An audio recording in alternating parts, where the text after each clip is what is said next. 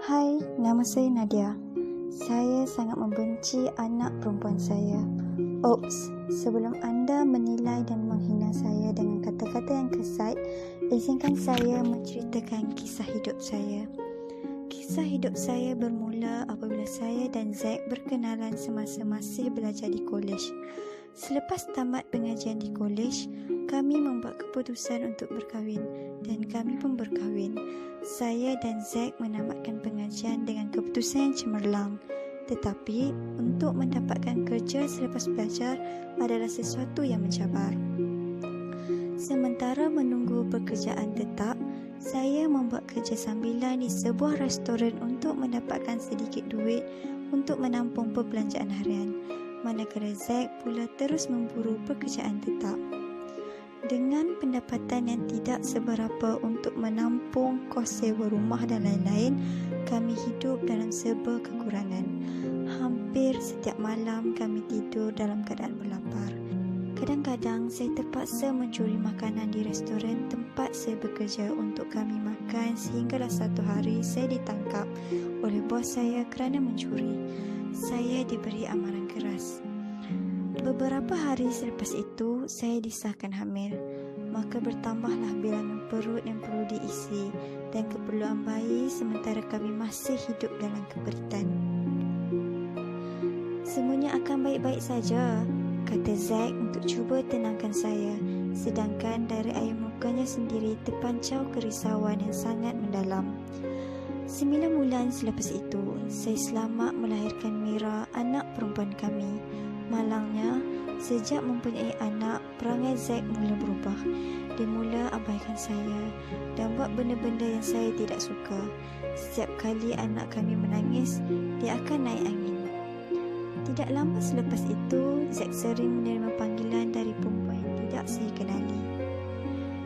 Bila saya naik angin dan tanya kepadanya, Zack dengan selamba memberitahu saya yang dia sudah mempunyai kekasih lain dan tidak lagi mahu terus bersama dengan saya. Saya tidak boleh terima kenapa dia tergamak buat macam ini selepas semua keperitan yang kami lalui bersama selama ini.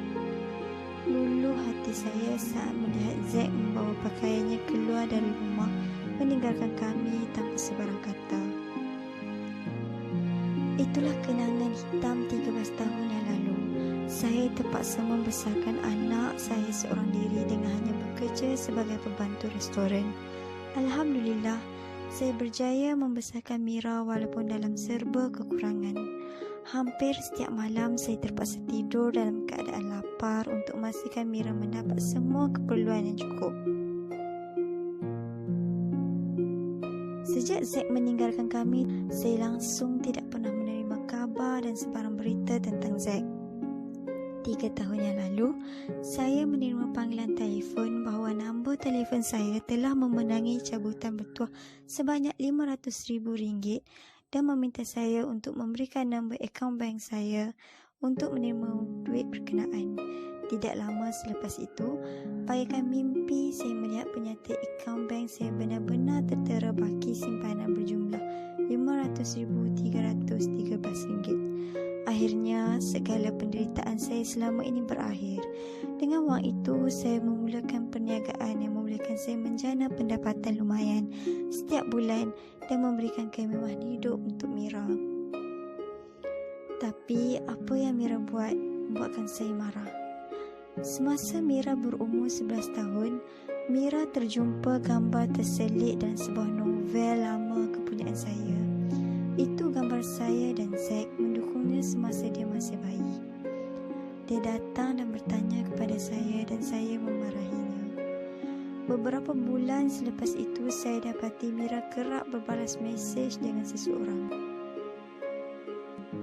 Rupanya Mira telah berhubung dengan Zack. Dia menggunakan gambar yang dijumpainya untuk mencari Zack dengan bantuan rakannya dan berjaya menjumpai Zack. Betapa luluhnya hati saya. Tergamak Mira buat macam ni terhadap saya setelah semua pengorbanan saya membesarkannya selama ini. Kami bertengkar besar apabila Mira menyatakan hasrat untuk tinggal bersama bapanya sebulan semasa cuti sekolah hujung tahun. Apa salah saya? Kenapa Mira tergamak membelakangi saya dan lebihkan lelaki yang langsung tidak bertanggungjawab, mengabaikannya sejak kecil? Kamu anak yang tidak tahu bersyukur. Saya memarahinya dengan nada yang cukup tinggi. Mak, sudahlah. Jangan marah saya, rayu Mira sambil mengemas beg pakaiannya untuk ke rumah Zack. Kenapa kamu nak ke rumah ayah kamu?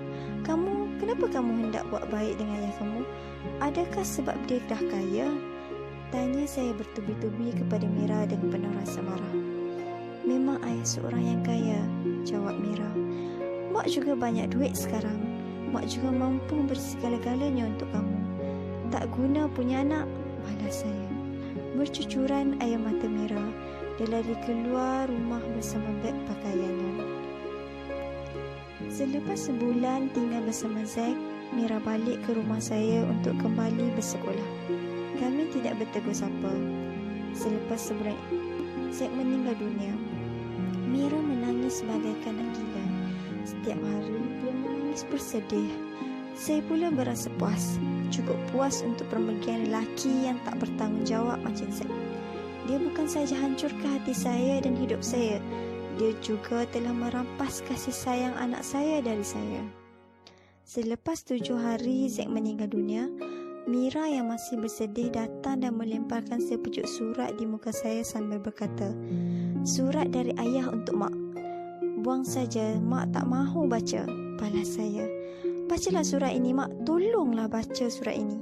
Sambil menangis-nangis dia merayu supaya saya baca dan terus lari masuk ke biliknya. Selepas 30 minit berfikir, saya membuat keputusan untuk membaca surat itu. Apa yang saya baca bukanlah apa yang saya sangkakan dari Zack.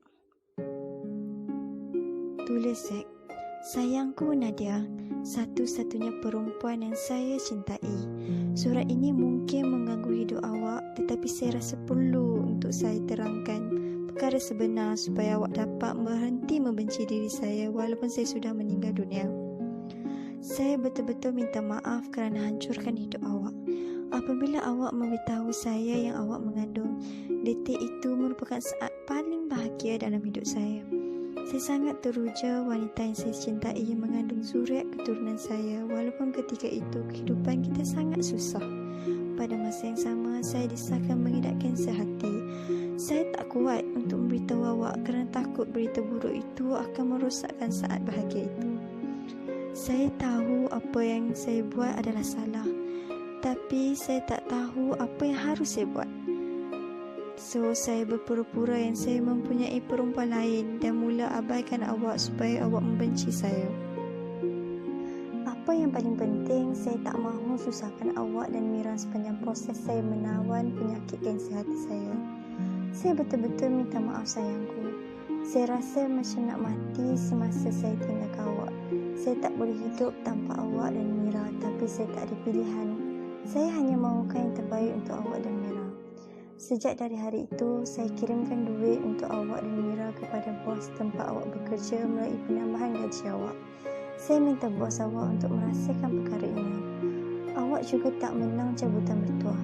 Saya minta kawan saya untuk telefon awak. Saya berikan kepada awak sebaik saja saya berjaya kumpulkan 1 juta pertama saya. Saya gembira dengan duit itu, awak berjaya mulakan perniagaan impian awak dan hidup lebih mewah bersama anak kita. Pada awalnya, saya berjaya melawan penyakit kanser hati saya dan saya ingin kembali hidup bersama awak dan Mira. Akan tetapi, menurut doktor, ianya hanyalah bersifat sementara dan penyakit kanser hati saya akan kembali pada masa akan datang, membuat saya memilih untuk terus mencintai awak dari jarak jauh. Saya berharap sebelum saya mati, saya dapat bertemu Mira dan saya berjaya berjumpa dengannya. Dia adalah seorang anak yang baik.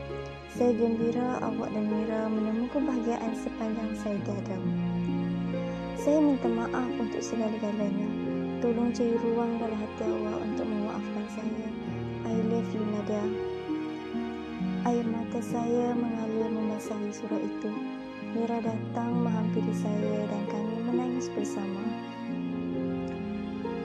"Tak mengapa, Mak. Bukan salah Mak. Mak tidak tahu tentang semua ini. Ayah menceritakan segala-galanya kepada saya ketika kami jumpa buat pertama kali dan ayah meminta saya untuk merahsiakan semua ini. Saya terpaksa menghormati permintaannya. Semasa saya bercuti bersama ayah, saya telah memuja ayah untuk menulis surat ini. Jelas Mira. Sejak saat itu, hubungan saya dan Mira kembali rapat. Saya menyesal membenci Mira dan bapanya selama ini.